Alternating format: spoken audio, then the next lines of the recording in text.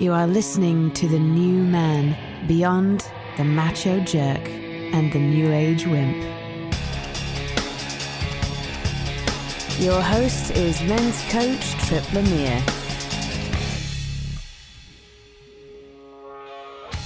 Are you following the herd or taking the lead? What's driving your chronic dissatisfaction and frustration? And how can rubbing people the wrong way be an indicator that you're on the right track? Heroic Public Benefit Corporation founder Brian Johnson returns for part 2 in our series. Today, we talk about trolls, anger, and using our deep fear of being misunderstood for a greater good. When we see someone do the extraordinary, most of the time we only see the impressive outcomes while the gritty, uncomfortable, awkward stuff stays in the shadows. This series is a behind-the-scenes look as Brian undergoes his own hero's journey to bring heroic into the world. As a coach, I help people navigate this uncertain, challenging terrain every day. And my hope is that by witnessing Brian's ups and downs, we can take away some wisdom for our own journeys. At the time of this recording, Brian's raising $11 million to get the ball rolling for Heroic, and it stands to be the first company in history to raise $5 million through crowdfunding alone. There's so much more to his grand vision, and you can learn more by visiting wefunder.com/heroic. If we're using this motif of the hero's journey, I keep coming back to one of the things that Campbell said on that Moyers program. What was it, The Power of Myth? I love that. I love that we're on. By the way, I thought we were just chatting. There's no This off. is great. Like I don't have it off. I was just saying hi to Tripp. We got it. Behind the scenes. Let's go. We're doing this. That's hilarious. I remember Moyers, in Campbell talking, and one of the things that Campbell said that really holds us back from leaning in, really leaning into our journey is the what will they think of me? I remember he said something along to the degree of, we know we're on our path when we're rubbing up against that stuff, like what will they think of me, right? There's that identity stuff that starts to come up. And I know that in my own work, in my own personal work, but also in the work that I do every day with people, that it keeps us from asking, what do I want? Because most of the time we're gauging, what do I do so folks don't get upset with me? What do I do so that I don't rock the boat? What do I do to fit in? And it doesn't have us ask the deeper questions of what am I here to do? What am I here to express? What am I here to give, et cetera, et cetera. So I'm curious, as you've gone through this process, as you're launching Heroic, what's coming up for you? Have you had any of these moments of what will they think of me? Any of that other kind of that natural stuff that's, part of the primitive wiring that we have to be herd creatures. And then it's like, okay, I'm going to plant my flag here. Now I'm going to expect some kind of friction. Obviously people are going to be excited, but they're also going to be friction too. So I'm curious, have you had anything like that? Can you share anything on that? Yeah, baby. Okay. Yeah. Well, I mean, so many things. Obviously you and I traded the text last week rather, when we launched this on WeFunder, and the response has been overwhelmingly positive. We started running a few very select, and then a little broader, Facebook ads kind of thing. And, got some almost like just typical troll stuff on Facebook, just ridiculous, just stuff people would never say. I'm sure this person was otherwise a great person. They're just saying things that you would just never say face to face, and just the anonymity of the web. Which I shared with you. And then also just to comment on WeFunder, one of the questions was just unnecessarily vitriolic. Like you can have a different perspective and not necessarily see the approach we're taking. But it was just, again, kind of proved the whole point of we got to create a different culture and a different culture on the line in these social communities to show up as the best version of ourselves. But I knew that it would be something good for us to talk about. So I shared it with you. And, I don't get out much. I read books, I write, I teach, and I do this sort of thing, but I don't use social. And frankly, I insulate myself from that.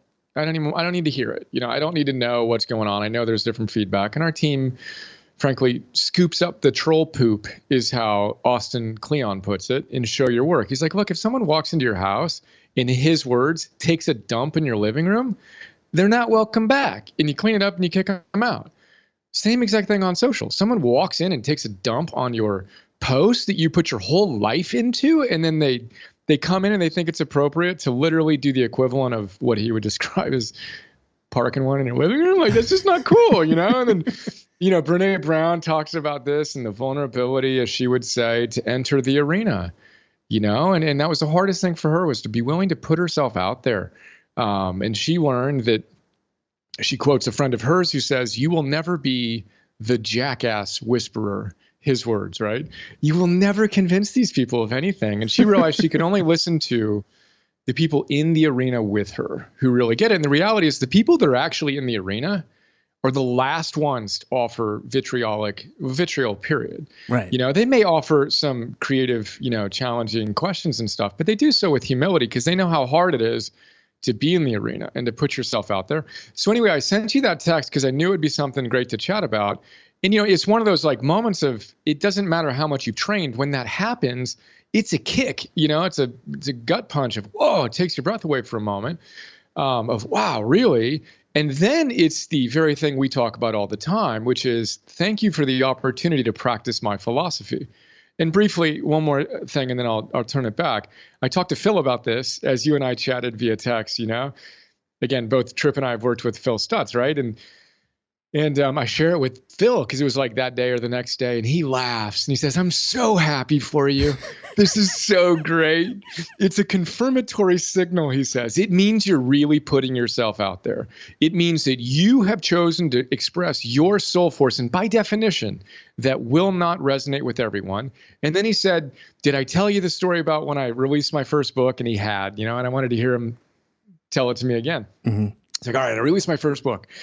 And whether it was the first 2 reviews or just back to back, one review on Amazon, and Phil's a sensitive guy. He's a brilliant guy. He's teaching this stuff, but the reviews come in and it's, "You are the most amazing teacher ever. This is the best book ever." And then he said, "God, in his infinite wisdom, chose to put right next to that, minutes later, 'You are an idiot. How did you ever get this thing published?'" And everything is empty of meaning. It just, that beautiful demonstration that what someone thinks of us says more about them than it does us. And then final thought, Ralph Waldo Emerson, that hero I have on my wall behind me. When I meditate now, I conjure them, as we discussed in our last chat. Every single morning, he tells me, "Trust thyself. Every heart vibrates to that iron string." Then he says, "For your nonconformity, society will whip you with its displeasure." And I just feel that you can't push edges. You can't go out of your own comfort zone without feeling uncomfortable. Then you can't be iconoclastic, deliberately breaking some icons without having some pushback or blowback or whips of displeasure from society. So, I expect it, and I genuinely value it. It's an opportunity for me to practice my philosophy. And it's also a confirmatory signal of the need for the very thing that we're talking about. So yeah, lots we can talk about there, but. Yeah. The thing I want to touch on, because I run into so many guys that get in this place, I don't know what to do. And I think what's most true is I don't know what to do that'll be safe, right? That I don't know what to do that's not going to have somebody misunderstand me. I don't know what to do that might not rock the boat or whatever. So we're always looking for the sure thing or the safe thing. And what I'm hearing in this conversation so far is, oh no, we're not going to find the quote safe thing. There is no path here that everybody loves, that we can expect that if we really are going to tap into this part of us, this creative force within us, the thing is bigger than us, living through us. There's just going to be people that get it. There's going to be people that don't get it. And we can't get hung up on that fact. And, one of the things that I remember in one of the conversations I had with Phil was this idea of, are you willing to be hated and misunderstood? And as we went in there, I was looking for exoneration from that. I was looking for exoneration. And I remember coming to him and like, "Hey, how do I work around this? Or how do we do it? You got a tool to deal with it?" And he was just like, "No, okay. Okay, yeah, we want to go right into that." And I was like, "Oh no!"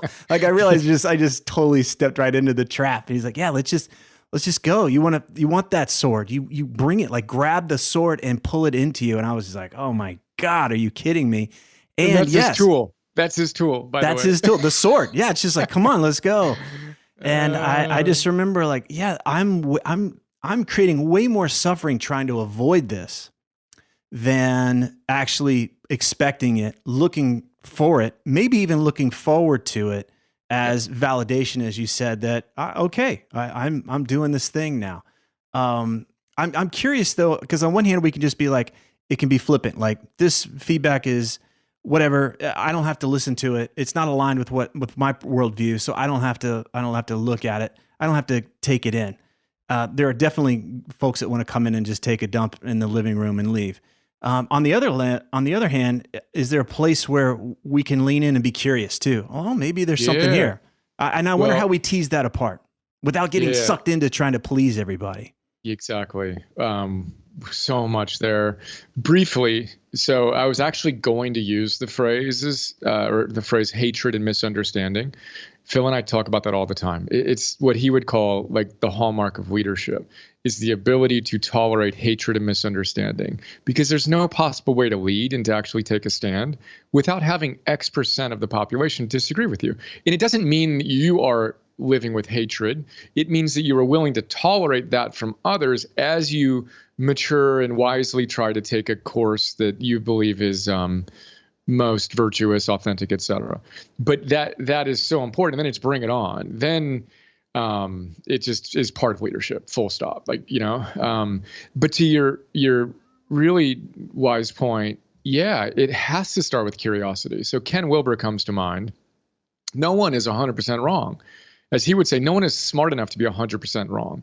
Everyone is partially true, So I think good leadership is also trying to meet people where they're at and see the truth in what they're saying, while perhaps as a spiral dynamics wizard, bringing them up a notch, in their evolutionary process. Again, not in a condescending "I'm right, you're wrong" way, but just in a "I hear you, and this is how I'm seeing it," which. The response that I wound up drafting, we just deleted the Facebook troll stuff because it was just pure troll. I mean, it was just like, really? Okay, thanks. Like, thank you. Not interested and not interested in having any kind of debate. Just here's judgment. I just want to take a shit on you and for my own entertainment type of thing. Yeah, and whatever, for whatever reasons, but it just wasn't something that was worthy of engagement, And then this other individual, everything has kernels of truth to it, right? Like there's a level of, well, of course, for example, I'm raising this money and I'm going to be the only board member at the end of this. Now, does that mean that I'm an authoritarian guy that's trying to do this and do that? Like whatever, a little bit, like at this stage of the business, I'm preserving that. And it's okay if you decide that is not something that you want to invest in. Perfect. But then we don't need to start doing this and this and this. And literally just vitriol that had nothing to do with the thing that was a worthwhile thing to discuss, like there's trade-offs to it, and you can have very intelligent people can have different perspectives on it. Let's talk about that, and let's bring our highest selves to it, which wasn't what was happening, And then for me, again, it was a very interesting expression of the very thing we're trying to help address, which is this isn't how most people behave, period, in any other context. They certainly don't go to their church or synagogue or temple and talking to people and start doing that. Right. They bring their best selves. So why don't we create a culture and microculture in the online community where we do that? But then the other thing I do in the morning, after I have a little conversation with a handful of my heroes, is I go through the virtues I aspire to embody, from the ancient cardinal virtues to the modern science. So very briefly, I go wisdom, self-mastery, courage, and love, which are the classic virtues of all cultures. And then science says that hope is one of the most powerful virtues, gratitude is one of the most powerful virtues, and curiosity is one of the most powerful virtues. And so I literally say to myself every single morning, God, please grant me the curiosity to be open to other people's perspectives. And I literally think, not everyone's going to agree with me. I don't agree with everyone. That's okay. Like, let me be open to their perspectives and truly be curious. Not in I'm right and you're wrong, but I'm going to pretend like I care about your perspective. But I'm genuinely curious and open, non-defensive, non-triggered to the extent I can be. And then move from there. So it's a deliberate practice for me. And it's actually probably, again, something I'm kind of most proud of, because I used to be really defensive and I'm still, gut punch. Wow, really? Were we going to do this in public here? Like, no, not even that, but like, really? Oh, it was so clean and just beautiful and pure. And we just did that. And, again, on WeFunder, I can't delete the comment. It's perfect. Okay, cool. Let's walk into it. Constraint of reality. Let's use this as the perfect opportunity to explore these ideas, et cetera. And if it wasn't for my practice of cultivating curiosity, I would still be as defensive, and I'm not perfect, but I'd be as defensive as I used to be, and really brittle and really fragile instead of what I aspire to be, which is anti-fragile. Bring it on. This interaction is going to make me stronger. I know I'm going to get kicked around. I'm never going to be exonerated. And to bring it back to the first part, Phil and I talked about the energy I'm feeling, because I'm putting myself out there consistently, and it's like boom, boom, boom, and broader audiences, and you're going to get pushed back a little bit. It's easy when I am interacting with people with whom I've connected for years. My community, why we've had the response we've had is, and again, I get kind of a wave of like, I don't even know, like love kind of wash over me, is I've affected people's lives, and they've allowed me in. And so there's a deep trust. But when you move out of that, people don't know me, and there's just this response. So it's been really powerful for me to deliberately practice it. And I would offer that curiosity, to go back to that word you use, is perhaps one of the things that's most powerful for me right now, really trying to embody that. Yeah, I see curiosity and defensiveness on a spectrum, right? It's really hard to be one or the other. It's like, to what degree can I be curious and then I'm moving away from that defensiveness? Doesn't mean that we have to accept what others are saying as truth or to give up our own position. And I think that's part of the problem that we have in our culture, is that being curious is somehow synonymous with letting go of our position and letting go of our values and what we're taking a stand for. It's like, no, I can be firm in what I believe, but also open to what you have to say. And then I'm going to come back to what I'm doing, but I'll be more informed this time. Maybe I've got another sliver of truth, as you say. Nobody's 100% wrong. I've got another sliver of truth that I can add to this. Now I'm anti-fragile. We're stronger as we go forward. Yeah, and then to riff on that briefly, use another really important word, which is truth. So the question ultimately is, what is our aim? And my ultimate aim is wisdom. I want to understand and life well lived and live that life well, So it's the good, the true, the beautiful. So I want to know the truth, and I want to be told when something I may be saying an individual may think is not true, right? And again, that's a really important thing for me to remain open to and curious about. And then when that truth, and then the goodness, which is moral goodness, the good, the true, the beautiful. The good is to be morally good, wise, self-mastered, loving, courageous, etc. The true is we want it to be truthful, right? And again, I lean on science a lot, and just what is true here. And then, of course, the beautiful would be more aesthetic, design, etc. But I think that's it. Can we approach a conversation where the truth is truly what we are all aspiring to? Then there's no defensiveness, and there's no animosity, there's no vitriol. We can sit down and say, well, we're both committed to the truth here. I happen to hold this perspective, you happen to hold that. What's the dialectic? How can we work with one another and respect one another's different opinions as intelligent human beings, and then see if we can arrive at a closer approximation to our individual and mutual truths? And if not, as Ralph Waldo Emerson say, perfect. I'll respect your path. I hope you respect mine, and we'll move on. But we don't need to get vitriolic about it. Like that's the right. Beautiful, I think, opportunity here. We can still be good. We can still be morally loving and still fierce, but respectful in that dynamic. I'm curious because this is where we can kind of lean into this vitriol thing. For me, I tend to really avoid the social platforms as much as I can, especially the comments section. I just really don't have it's not a source of high quality information for me. So I tend to stay away. Only you though. But one of the things is that one of the reasons why is I don't see that there is an intention to find truth. I see an intention to be better or to prove that they're right. It's more egoic, and it's like, this is my thing and I need to be right. Anything that challenges my position is a real threat to my identity. Therefore, I've got to defend. And it kind of comes along this rage that we alluded to, right? It's like, where's this rage come from? And it seems to really be rooted in the sense that my identity is at stake, or something that I really value is at stake if somebody disagrees with me. And so I'm curious, what, is it a cosmic rage? Like, I remember, I think you threw that phrase at me the other day in a text, like this cosmic rage. Like, I'm the keyboard courage that is driven by this cosmic rage. I'm curious how do you see a path forward? How is Heroic going to answer to that? I'm really genuinely curious about that, because it's one of the things that I just have zero interest in. It doesn't seem like a place where great ideas can be shared. Did you come up with that keyboard courage? No, I don't Okay. think I've heard it a couple of times. I don't get out much, so that's a good one. I like that keyboard courage. It's like when you peaked as like, you would never say that to my face. No, and again, not even being a tough guy, you just wouldn't. Like you just have enough decency that you just wouldn't do that. Yeah. And it's funny, just as an aside, like the primary source of my news is The Economist, right? So I came on a little bit with the elections and followed that a little bit. Then with the Capitol issue, I followed that a little bit. And now I'm back to The Economist. But they had this fascinating article that they referenced a book that was written on how democracies die, right? Research around the world and what happens when democracies get fragile and fall apart.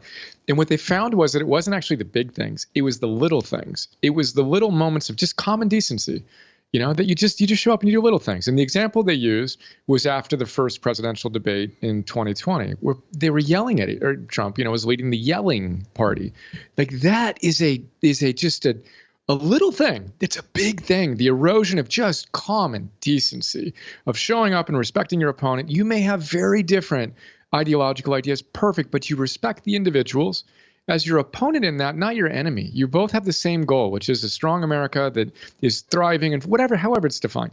But they pointed out the fact that it was the erosion of the small things that actually was the biggest signal to the real big problems of a democracy failing. And I found that, goosebumps right now, really fascinating, because that's what's happening right now. You have a not so subtle erosion in simple, normative behavior of common decency. Anyway, kind of going off there, but I think the way that Phil Stutz uses cosmic rage is very different than the normal rage. So, there's road rage, which is someone cuts me off and I have zero ability to control my response. So I make that a big deal and I need to do whatever I do. That's rage in its most ungrounded, unhinged form, right? And that's what you see when you're online in these comment sections. And again, I'm like you, I spend probably even less time online in any place that has that interaction. Cosmic rage, on the other hand, is the response to the fact that exists in our culture. And it is not directed at any given individual. It's a sense of that is not right. I do not want my children growing up in a society in which that is what leaders do and in which that is the normative behavior in these online platforms. And then I'm going to do something about it. I am so enraged by this lack of goodness, lack of truth, that I am going to do my best to play my role heroically well to create a world in which there is more goodness and truth. Now, I am not enraged at any individual, and even this particular person or people that made the comments, I wasn't upset about the person. I was upset about the idea that it was okay to actually communicate in that way.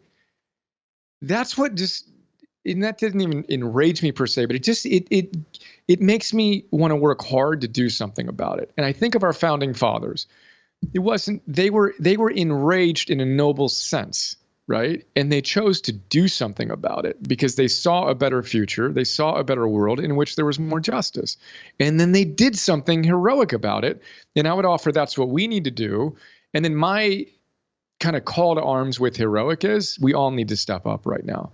We all need to step up and have the strength for two, as I say, and the etymology of hero means protector. Who are you and what are you here to do? And for what are you living that's bigger than you? And what do you need to do to create the strength to do something, to create a better world for, our children, for their children? Like, what is it you can do that you're leaving on the table a bit right now? Let's go. And then again, one of my ways to deal with that why is the social platform and creating an environment in which, our terms of use, for example, when you join the heroic platform, literally, you will get kicked off the first time that you do something vitriolic and you act in a way that is just standard on YouTube, Twitter, Facebook. And the frame I had when I think about this is bring your best self. Bring the version of you that goes to your temple or your church or your synagogue or your yoga studio or your dojo or even the baseball game almost for that matter. You know what I mean? Like just bring the best version of you. Mm-hmm. And if you spray paint the inside of your church's walls or temple's walls or yoga studio's walls, you're not welcome back. This is not okay behavior in that environment. Why is that okay on these other platforms? And so for me, that's a bright line. It's a non-negotiable, and I think we need to have the willingness as aspiring leaders and leaders to say this is what's okay and this is what's not okay, and let's go. And then you transcend all political divisions or anything else. No. We all want to live a more full and expressed life, and let's do so.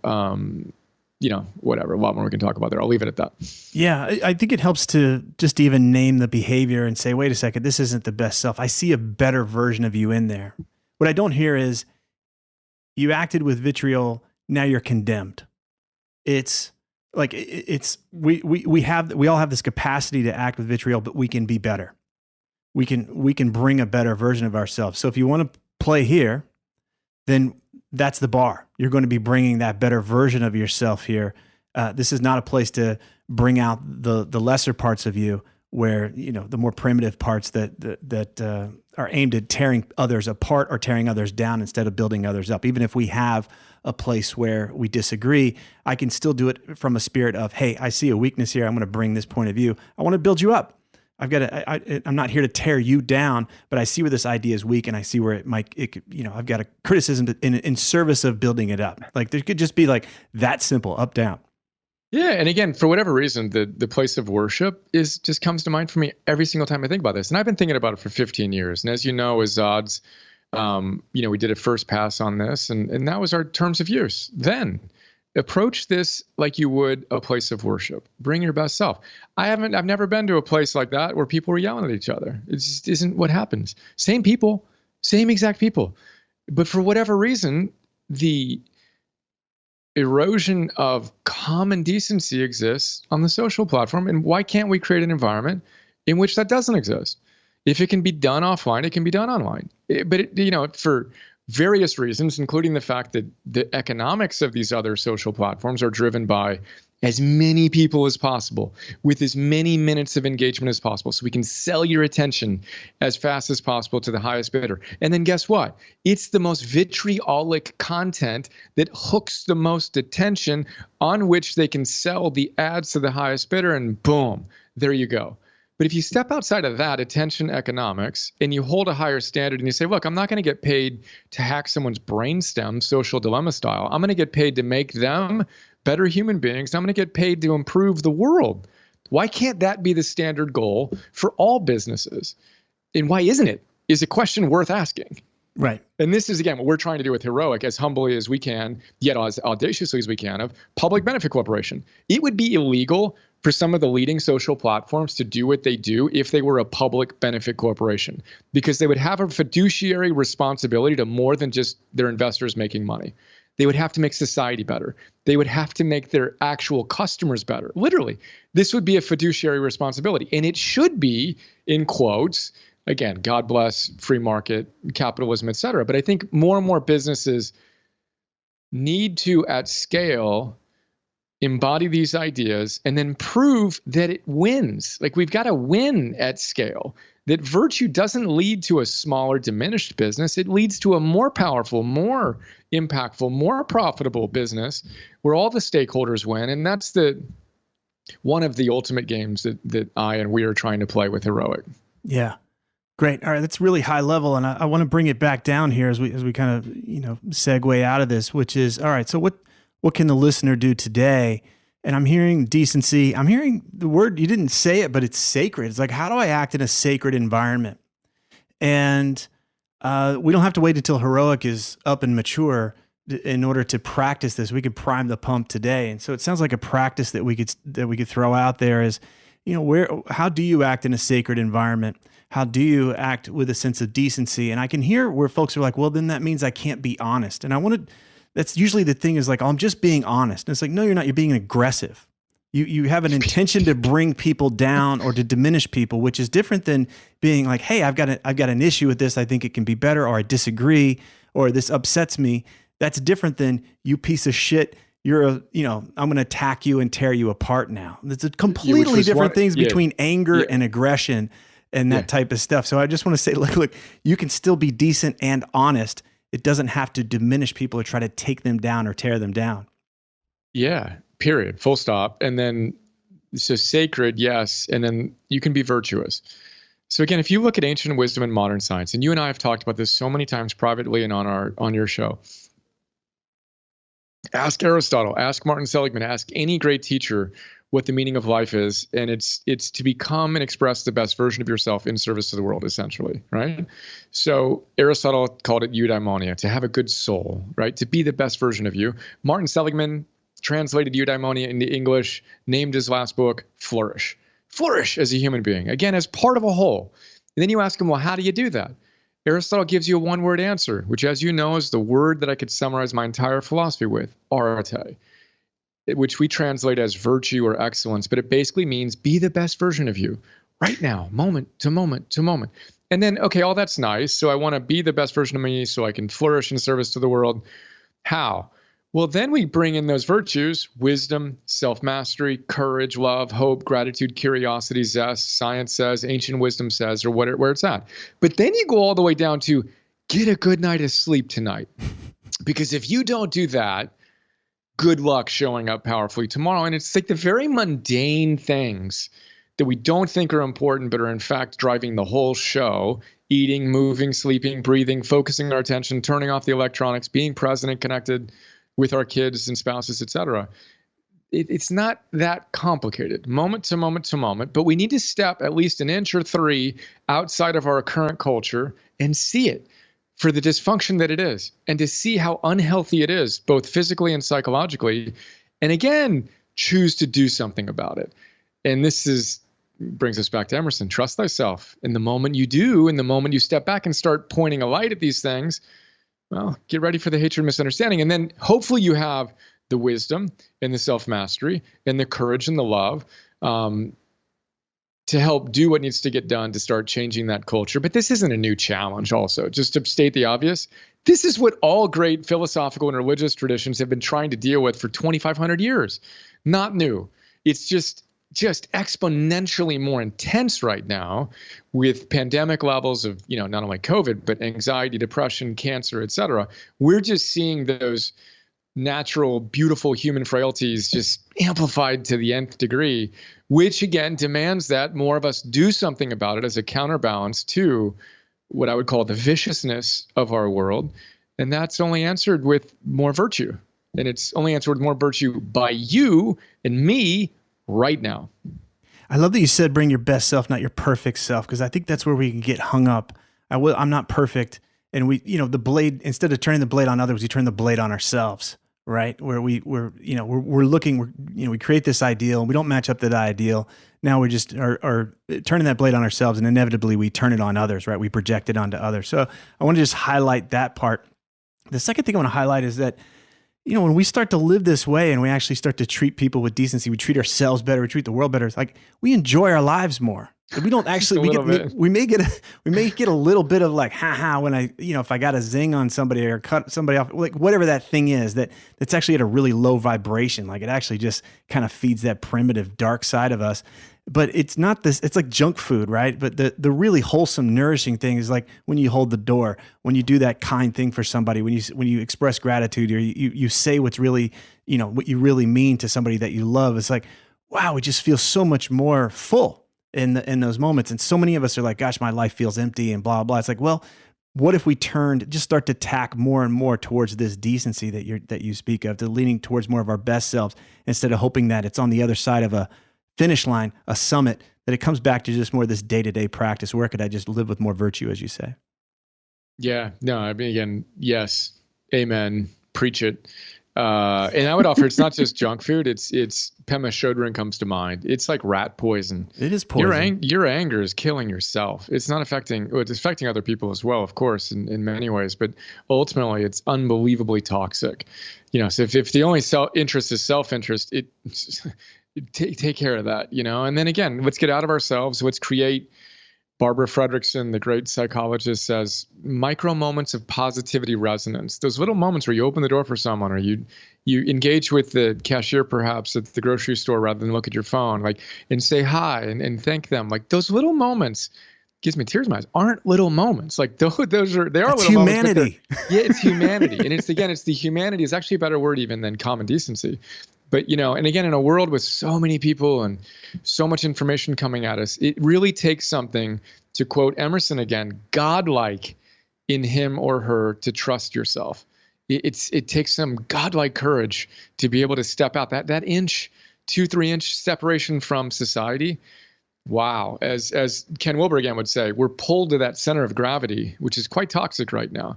And it takes force, it takes power to step outside of that, to see it and to see what needs to be changed, and then have the courage and also the humanity. I'm thinking of the science of iconoclasm right now.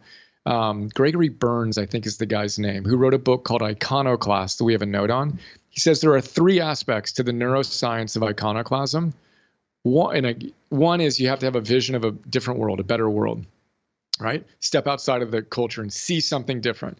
2, you have to have the courage as you go strive to create that, to deal with people that shoot arrows at you. And then 3, very importantly, you've got to have, and I forget the language you use, but you got to be cool. You got to have the capacity to meet people where they're at. You can't be the tough guy about it that's got all the right answers. You got to actually have, you got to be trustworthy, I think is maybe the word he uses. And that's hard work, to be able to hold that iconoclastic vision, have the courage to deal with the inevitable naysayers, etc., with the strength of character and the humility and curiosity and social intelligence and communication to actually communicate across the spectrum, both the vision and the steps in the process. It's a beautiful book and a really powerful challenge, I think, for all of us to step up and into. That's great. I want to come back to something, which is, there's a tendency when we're angry, like to demonize anger. And as you said, anger can eat us up and it can become a poison. And I want to just throw out there, how can we use anger as information, right? How can we use anger as information that is if anger is actually the smoke of a deeper fire, which is I'm concerned, I'm afraid, I care about something so deeply, those types of things, and actually get curious about it again, instead of I just live in my anger constantly. And I'm speaking as somebody who lived in a lot of anger for a long time, years and years ago, before I actually got into this work, and pushed it away, thought it was bad. And so I can imagine, like, hey, we're sitting here like beating the drum for being decent, beating the drum for being better people. And I can imagine that it would start to sound like, don't be angry. But what I want to say is, let's start to see what's underneath that anger. Let's get curious there. We don't want to bury it. We don't want to repress it, because it's just going to stink up the back of the fridge like old Chinese food, right? So we want to understand what this anger is and use it as information, because to me, it speaks to a deep, deep desire. It speaks to a deep hurt. It speaks to some kind of deep fear that's in there. I want to know what that is. Can we draw that out? And then it's something then we can get into a place, what can I do with this? How can I use this to create and use that as fuel? Because most of the time, great records, great art, great, things are a response. Like you said, that cosmic rage are a response to that rage. And it's like, okay, let's harness that shit and let's use it. But if we're just going to kind of spray it out left and right and, kind of be nasty and spewy about it, it's not constructive. Yeah, I love it. And I, of course, completely agree with, and again, go back to Phil, because we've been talking about this. Rage is unbelievably powerful. And again, not expressed outward, but just when you feel that anger, that rage, we want to shine a spotlight at that, because it's pointing at an unmet need of some kind. So for example, personally, as you know, and as we've discussed, what catalyzed my kind of next step in my own attempt to evolve was the election. So I got up, and again, politics aside, right? So I know that X% of the people now will be like, oh, I can't believe you're saying this. Perfect, right? So I woke up at 1 a.m. and I couldn't believe where we were Central Time. And I knew things would change. I'm talking 2020. I'm talking 3 months ago. So at 1 a.m. I get up, and really? After the 4 years from 2016 to 20, really? This is where we're at? Politics aside, for me, it's virtue versus vice. And again, politics aside, longer chat, asterisks all the way around this. But I had an experience of not only anger, but sadness, because I haven't been able to point to leadership in our country. I have not been willing to point to leadership in our country for my kids. I'm a really proud American. I was, politics have changed, but I proudly wore a Ronald Reagan button when I was 6, wrote him a letter, got a hand, sign or whatever, an autographed picture back. Yeah. Wow. Noble man trying to do his best. Again, you can disagree on politics, but there's a beauty there. Anyway, I wake up, I look at the results, and I felt anger. I felt rage. And I also am committed to practicing my philosophy. So I immediately went into what I call targeted thinking. So it's an extension of You can have negative thinking, you could have positive thinking, you could have neutral thinking, or you can have targeted thinking. So when I experience things like that, I say to myself, okay, I feel all these things. What do I want? What do I want? And in that moment, it was unbelievably clear to me. I want a more noble and virtuous world, principally for my kids. Step one, what do I want? You move out of victim into creator, right? Step two is, because the victim just complains. Oh, I can't believe this. I can't believe that. Oh, da, da, da, da, da, da, right? If that changed, then I'd be happier.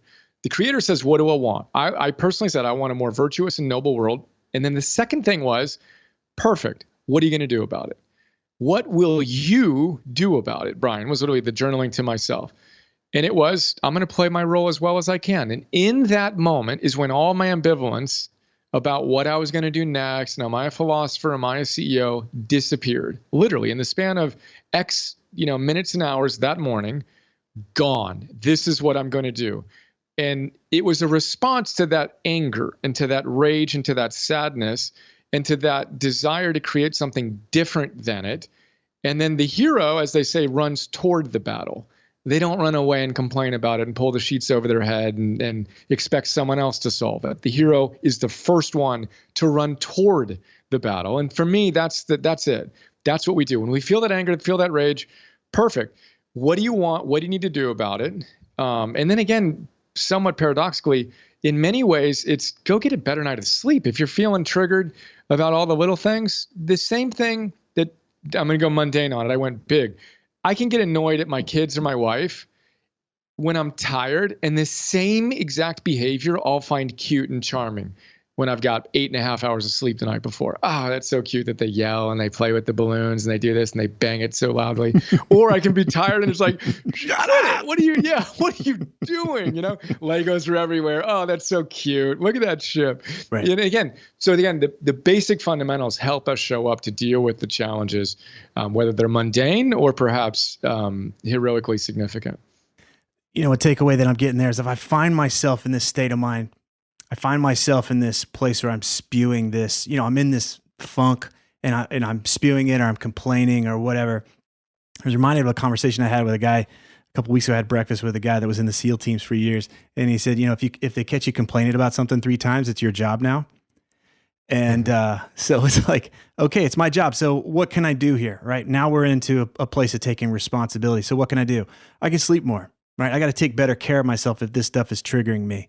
And I love that personal responsibility. I want to look at my own nervous system, my own just habits and start there instead of, expecting the world to change and then I'm going to feel better. What happens if I actually eat correctly, and my brain gets the amino acids it needs to produce serotonin and dopamine, so I feel better, right? So, and then the second thing is, okay, what can I do? And I can look at my behaviors where I tend to continue to stoke this disgust and this poison in me and take responsibility for that. So you're in a position where you're going to go out there and affect the world at this large level. And I want to kind of bring it back to some of us that were like, what can I just do in my own world? And we're back to this place of acting decently and saying, hey, how do I speak up or how do I change my own behaviors? How do I walk that talk of the type of person that I want to be and embody those values instead of expecting the world to change? And then therefore I play the victim because I'm powerless to do, to change everybody on the planet. It's not my job to change everybody on the planet. Yeah, no, change yourself, be the change Gandhi style. But I would also offer that, we all have our roles to play and we all have our context to play that we just need to go play as well as we can. But a lot of the internal rage and a lot of the vitriol that's expressed is unexpressed creativity.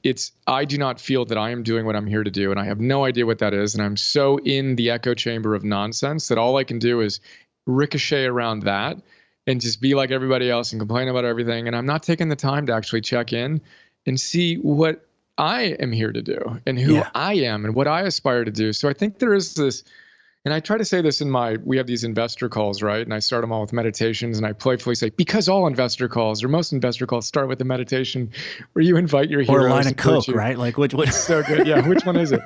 But it isn't about me. At the end of the day, this is obvious, but just stated the obvious. In those calls, it's like, it's easy to look at what I am doing personally and say, oh, well, he's doing that. Nothing to do with that. Like our URL for the site currently is heroes.us. It's not heroes.brian, it's heroes.us. So Tripp, Who are you? What are you here to do? Are you playing your full heroic game? Again, not in a manic, as we've discussed, jackass self-help way, but in a grounded, wise, self-mastered, courageous, loving way. Are you showing up powerfully for yourself and for your family and for your community and your world? Are there some unmet expressions? As Maslow says to me every morning, you have capacities that are clamoring to be used. What you can be, you must be. And he asked his college students, which of you, this is Abraham Maslow, 1950s, the guy who came up with the hierarchy of needs, self-actualization, college professor. He would ask his 18, 19, 20-year-old kids, which of you believes you will achieve greatness? And they'd look at him with blank stares, right? Well, me, what? And he would look back at him and say, if not you, then who? So I would offer that each of us has, and again, I'm not talking manic, check me out on Instagram, I make this much, and here's my Lambo, and all the extrinsic stuff. I'm saying you and I, and each of us who are participating in this conversation right now, we're here to do something, and we're here to do something I would offer heroic and protect ourselves, protect our families, protect the values we believe in, and create a better world. And there's no other ultimate purpose for me than that. And then when you have that as your compass, you start turning off the TV. You start putting the beer down. You start doing the little things that help you actually get clear and clean on your vision. And then again, that feels good. Then you have a sense of what the Greeks would call euthymia, which we translate as tranquility, but it basically means you're being you.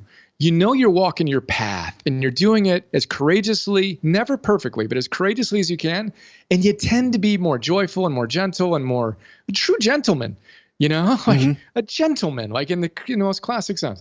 Anyway, I think it comes down to that. And that's my invocation is to all of us, including myself, and starting with me. Who are you? What are you here to do? And what do you need to do to close the gap? All right. I got to wrap this up because I think this is so powerful. We've gone full circle here. So if I'm in this place where a norm in my life is that I'm a prick to people, I'm a prick to myself, and that's a technical term. But if I am being this way in the world and I'm being this way with other people, myself, and it is eating me, right? I can't seem to outgrow this funk. It is becoming the norm, and it is kind of the space that I'm in. It is an indicator that there's something greater. It's the check engine light on the dashboard saying, wait a second, there's something in you wanting to be lived as you and through you, something bigger than this place. So instead of it being, I need to just stay here and I got to fix all the problems in the world, it's like, hey, wait a second, let me come back to what it is that I am here to do and to listen to that. What actually feels more in alignment with me? And then we're back to, wait a second, what will they think of me? What will they think of me when I don't watch all the TV shows or I don't watch, do all the same behaviors that I'm used to doing? I'm shifting the identity. This is where we started this conversation today. And it's more really like, what will I think of me? Who will I be when I shift this identity from this kind of victim-y, bitchy, negative type person into more of who I am becoming, which is wanting to move towards this state of wholeness, more of this state of love and gratitude, and more of the virtuous things that you talk about. But it will not be green lights. It will not be like, hey, come on, everything's fine. It's going to be totally comfortable. It will be courageous. It will require us to be courageous, as you said. It's not just going to be like effortless and full of certainty and everything's going to work out. It will require work and risk. And sure, what will they think of me? I'm going to look weird to all my friends if I don't do the same things over and over again. So I love how we kind of went back around again, but we're back to that, what can I do and what do I want? Back to those very poignant creator questions. Preach it, brother. Preach it. Amen. Amen is right. Can I get an amen? Woo, man. Woo, I got the spirit in me today. You were going there. That was great. That was awesome. Love it, brother. And you. All right, my man. Love you too. I know you got a jet. I got to go too. So yes, sorry. Okay, perfect. Learn more about Brian's Heroic Public Benefit Corporation by visiting wefunder.com/heroic. If these interviews are helping you, please leave a positive review on whatever podcast app you use so that others can discover the show more easily.